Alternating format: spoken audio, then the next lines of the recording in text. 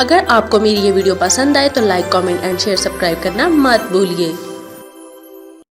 السلام علیکم دوستوں، جیسا کہ آپ لوگ جانتے ہیں ہم پڑھ رہے ہیں سیرت نبی صلی اللہ علیہ وآلہ وسلم، لیکن شروع کرنے سے پہلے میری آپ سب سے گزارش ہے کہ ایک دفعہ نبی کریم صلی اللہ علیہ وآلہ وسلم پر درود شریف پڑھ دیں، اور اس کے بعد جہاں بھی نبی کریم صلی اللہ علیہ وآلہ وسلم کا نام مبارک آئے وہاں پر درود شریف ضرور پڑھیں، اور اگر آپ درود شریف نہیں پڑھ سکتے تو کم از کم صلی اللہ علیہ وآلہ وسلم ضرور کہیں۔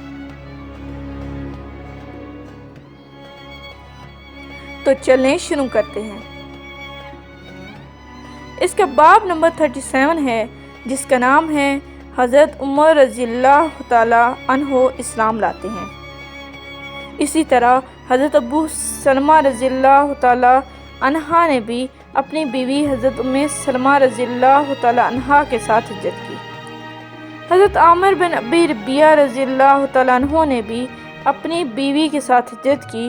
جن صحابہ نے تنہا ہجرت کی ان کا نام یہ ہے: حضرت عبد الرحمن ابن عوف، حضرت عثمان ابن مظعون، حضرت سہیل ابن بیضہ، حضرت زبیر ابن العوام اور حضرت عبداللہ ابن مسعود رضی اللہ تعالیٰ عنہ۔ کفار کو جب ان کی ہجرت کا پتہ چلا تو وہ تعاقب میں دوڑے، لیکن اس وقت تک یہ حضرات بحری جہاز پر سوار ہو چکے تھے۔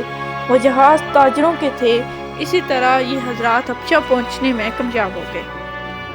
کچھ عرصے بعد ان لوگوں نے غلط خبر سنی، وہ یہ تھی کہ تمام قریش مکہ مسلمان ہو گئے ہیں۔ اس اطلاع کے بعد حبشہ کے بہت سے مہاجرین مکہ روانہ ہوئے۔ نزدیک پہنچ کر پتہ چلا کہ اطلاع غلط تھی۔ اب انہوں نے حبشہ جانا مناسب نہ سمجھا اور کسی نہ کسی کی پناہ حاصل کر کے مکہ میں داخل ہو گئے۔ پناہ حاصل کرنے والے ان مہاجرین نے جب اپنے مسلمان بھائیوں پر اس طرح بلکہ پہلے سے بھی زیادہ ظلم و ستم دیکھا تو انہیں یہ گوارا نہ ہوا کہ ہم پناہ کی وجہ سے اس ظلم سے محفوظ رہیں۔ لہٰذا انہوں نے اپنی اپنی پناہ لوٹا دی اور کہا کہ اپنے بھائیوں کے ساتھ ظلم و ستم کا سامنا کریں گے۔ حضرت عمر رضی اللہ تعالیٰ عنہ اس وقت تک اسلام دشمن پر کمر باندھے ہوئے تھے۔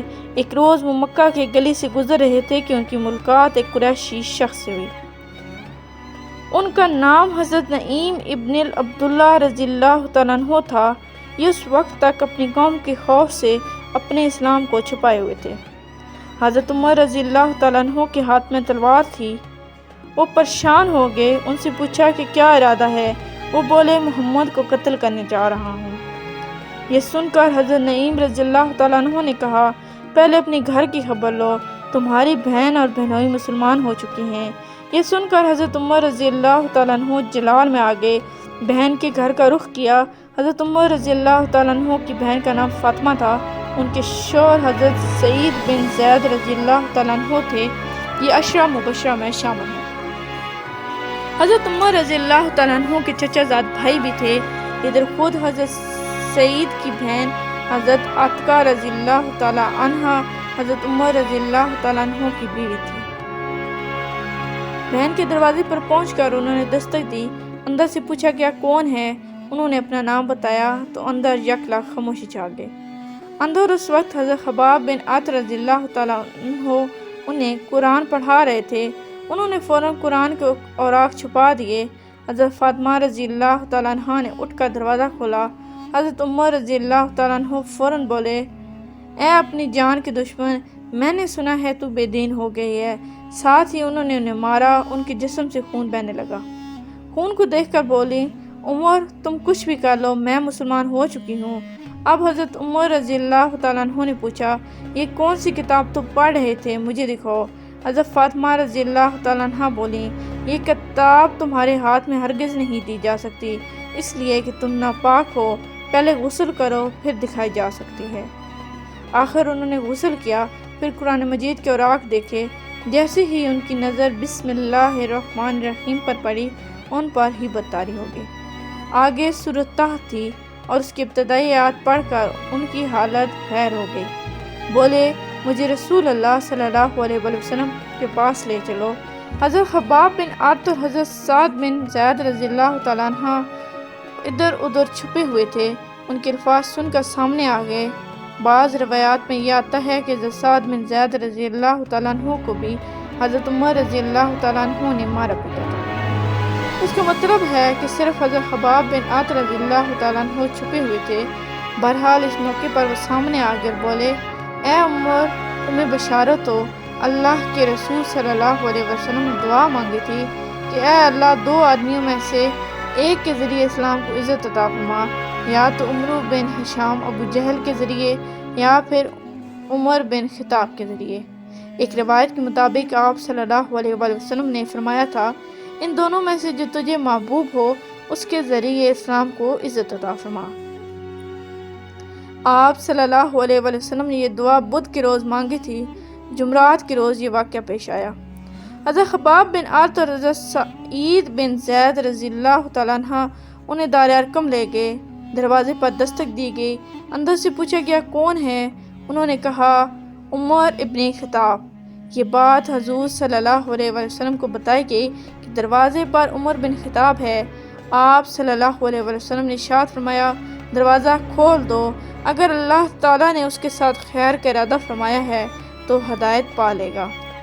دروازہ کھولا گیا۔ حضرت حمزہ رضی اللہ تعالیٰ عنہ نے انہیں اندر آنے کی اجازت دی۔ پھر دو صحابہ نے انہیں دائیں بائیں سے پکڑ کر آپ کی خدمت میں پہنچایا۔ آپ نے فرمایا، انہیں چھوڑ دو۔ انہوں نے حضرت عمر رضی اللہ تعالیٰ عنہ کو چھوڑ دیا۔ وہ نبی کریم صلی اللہ علیہ وسلم کے سامنے بیٹھ کے آپ صلی اللہ علیہ وسلم نے ان کے کرتے کے دامن کو پکڑ کر انہیں اپنی طرف کھینچا اور فرمایا، اے ابن خطاب، اللہ کے لیے ہدایت کا راستہ اختیار کرو۔ انہوں نے فوراً کہا، میں گواہی دیتا ہوں کہ اللہ تعالیٰ کے سوا کوئی معبود نہیں، اور یہ کہ آپ اللہ کے رسول ہیں۔ ان کے یہ الفاظ سنتے ہی نبی کریم صلی اللہ علیہ وسلم اور مسلمانوں نے خوشی سے بےتاب ہو کر اس قدر زور سے تکبیر کہی کہ مکہ کے گوشے گوشے تک یہ آواز پہنچ گئی۔ آپ نے 3 بار ان کے سینے پر ہاتھ مار کر فرمایا، اے اللہ، عمر کے دل میں جو میل ہے اس کو نکال دے اور اس کی جگہ ایمان بھر دے۔ اس کے بعد حضرت عمر رضی اللہ تعالیٰ عنہ قریش کے پاس پہنچے۔ انہیں بتایا کہ وہ اسلام لے آئے ہیں۔ قریش ان کے گرد جمع ہو گئے اور کہنے لگے، لو، عمر بھی بے دین ہو گیا۔ عتبہ بن ربیعہ آپ پر جھپٹا، لیکن آپ نے اسے اٹھا کر زمین پر پٹک دیا۔ پھر کسی کو ان کی طرف بڑھنے کی جرات نہ ہوئی۔ اس کے بعد آپ نے اعلان فرمایا، اللہ کی قسم، آج کے بعد مسلمان اللہ تعالیٰ کی عبادت چھپ کر نہیں کریں گے۔ اس پر نبی کریم صلی اللہ علیہ وسلم مسلمانوں کے ساتھ دار ارقم سے نکلے۔ حضرت عمر رضی اللہ تعالیٰ عنہ تلوار ہاتھ میں لیے آگے چل رہے تھے۔ وہ کہتے جا رہے تھے، لا الہ الا اللہ محمد رسول اللہ، یہاں تک کہ یہ سب حرم میں داخل ہو گئے۔ حضرت عمر رضی اللہ تعالیٰ عنہ نے قریش سے فرمایا، تم میں سے جس نے بھی ایک جگہ سے حرکت کی، میری تلوار اس کا فیصلہ کرے گی۔ اب تک کے لیے اتنا ہی، ملتے ہیں اگلے باب میں، تب تک کے لیے اللہ حافظ۔ Please like, subscribe and share our channel and press the bell icon for more videos.